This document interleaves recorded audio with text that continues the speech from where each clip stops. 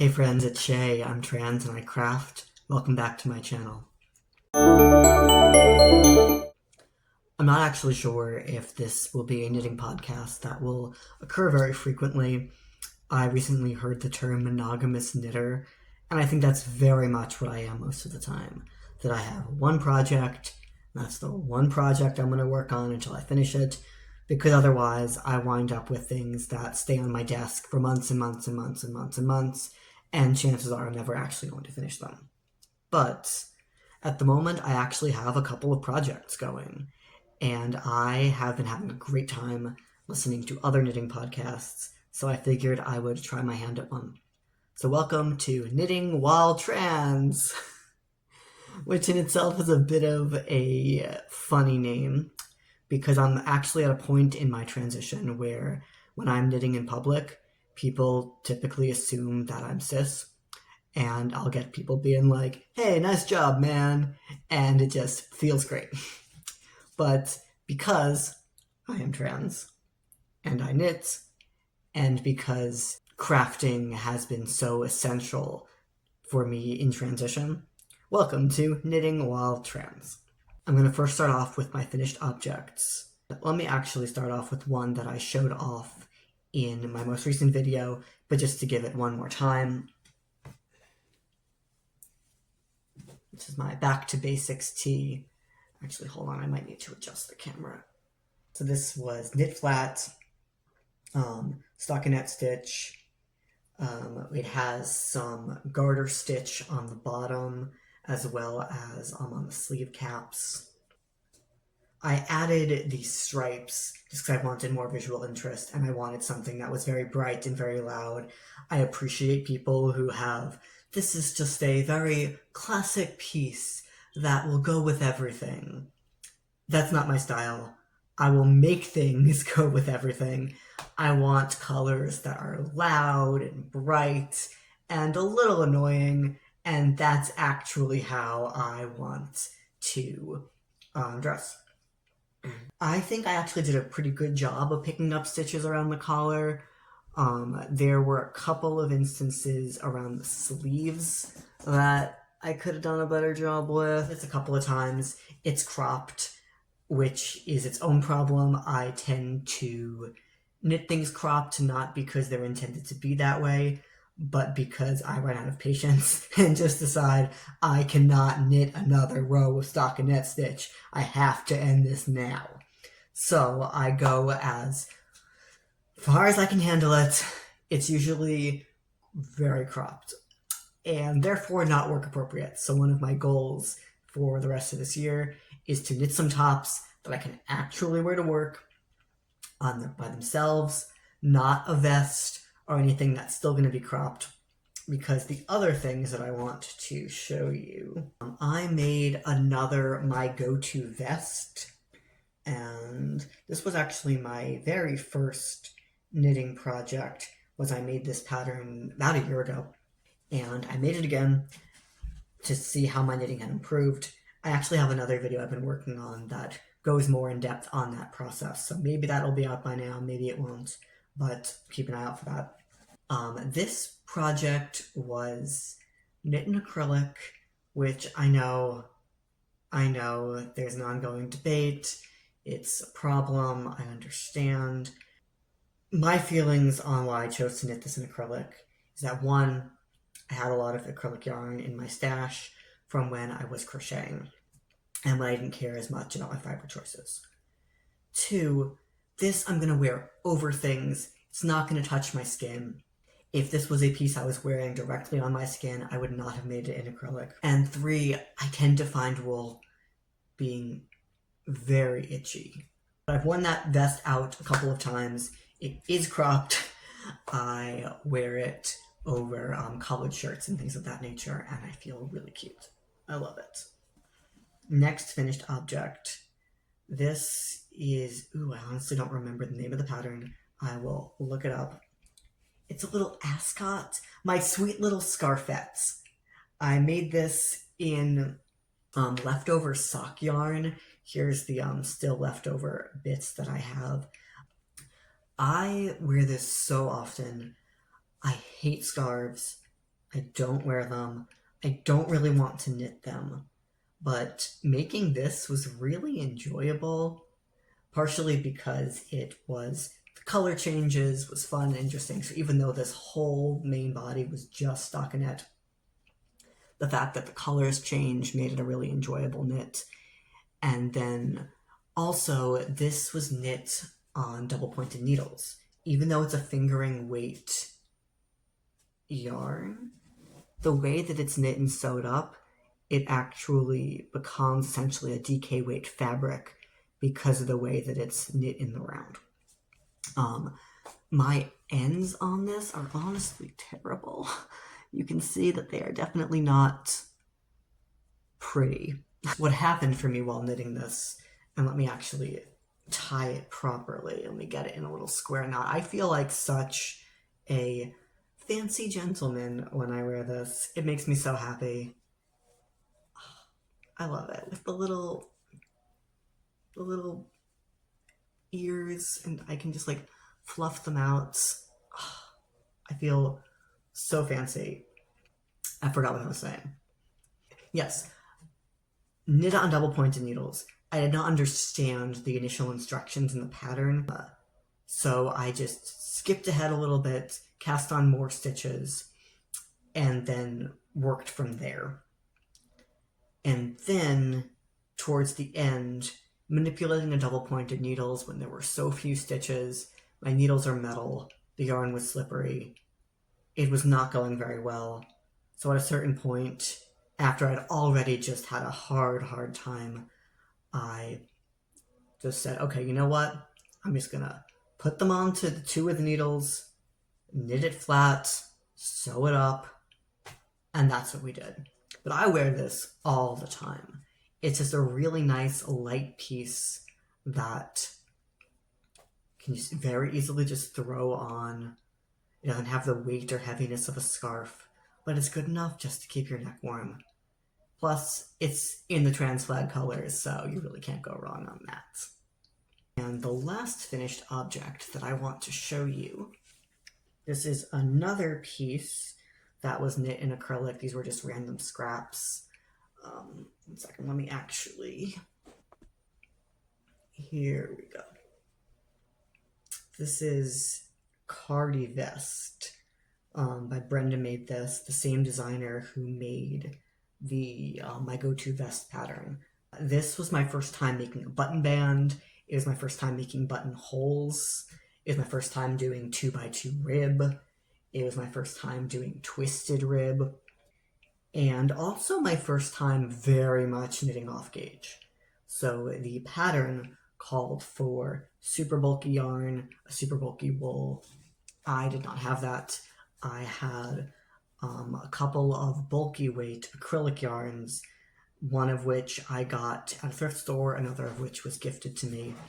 And I thought these would go really well together and look very fun. Again, I wanted something that was going to be very easy to just throw in the wash, something that I could just experiment with some of these new techniques on and not have to worry about, am I using expensive wool? And I was concerned at first because the armhole depth is not as deep as I would like. It's a little tight under the arms.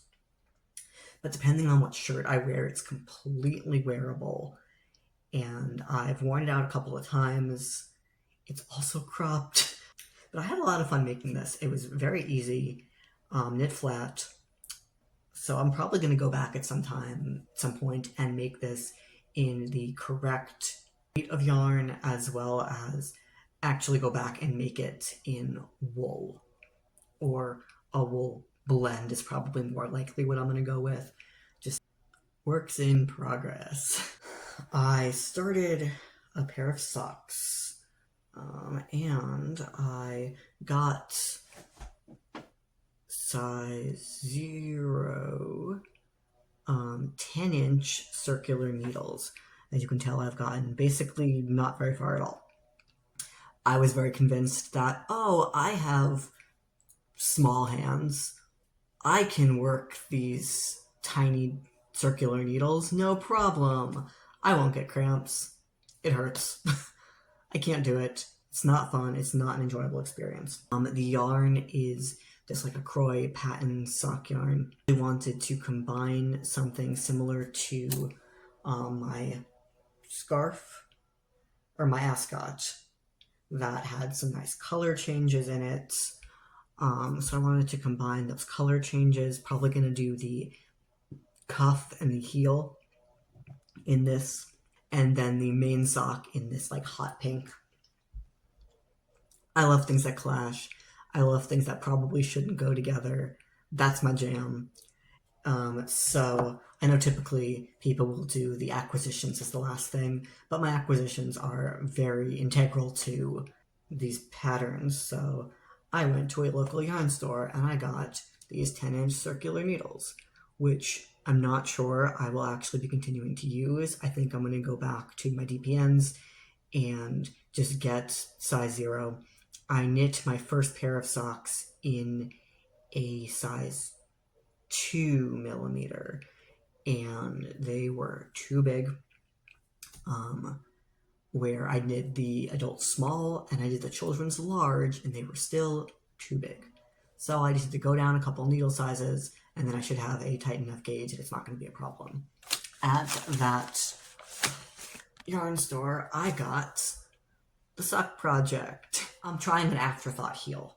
The book works really well because it goes through and gives you kind of different standard designs of just like, here's 5 different ways to do a heel, and then it gives you a pattern for all of those socks. And then afterwards, it then gives you a number of patterns, 25 patterns in this book. The book costs $25. So $1 a pattern plus additional great information. My second project that I am working on, oh my god, I cannot remember the name of this pattern. I'll pop it up there. Basically, it's just a basic stockinette sweater with a rolled hem. And I unraveled a crochet sweater that I had that I was just not wearing, and it kept coming undone under the underarm, and I really just wasn't wearing this sweater. Also, it's a bulky yarn. Crochet is a heavy material. I figured I really like this yarn. The yarn is 80% acrylic, 20% superwashable. It's Mighty Stitch Bulky from Knit Picks, which is discontinued. But I really enjoyed working with this yarn. It was a little splitty, but I really enjoyed it when I crocheted that, 3 years ago. So I unraveled that sweater, caked the yarn, and now I'm making this sweater. Still cannot for the life of me remember the name. In this very nice, pretty silvery gray color. The yarn is pretty shiny, which is really nice, and it's very soft. I think I should have enough because in my initial sweater, I made the sleeves in the purple color. Let me show you that. It's kind of like dark purple color, maybe plumish, royal purple, something along those lines. And because crochet obviously uses up way more yarn, I figure I should be able to make a whole sweater and maybe only use the purple as accents if I need it. And I have a little bit more that I haven't caked, and if I need to, there are still pieces of the sweater that I had a hard time unraveling that I can still pick out those stitches and unravel it if I desperately need more yarn. But my plan right now is I'm going to knit it. It's a very, very basic front panel, back panel. It has the sleeves knit flat. I think I might pick up stitches, knit them in the round, and I'm also probably just going to make fewer decreases than the pattern suggests, because the pattern also calls for super bulky yarn. I'm using bulky weight yarn, so realistically I'm not really following this pattern. Also, this pattern is not great on its sizes, to be honest. It only has small, medium, and large. And because of my yarn choice and I'm doing this on 6.5 millimeter needles.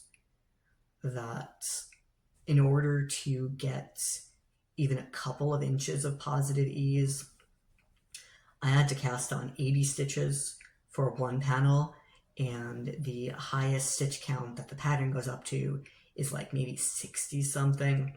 So I'm very off pattern, I'm very off gauge on this, but I think it'll just be fun. It's a very easy pattern to make.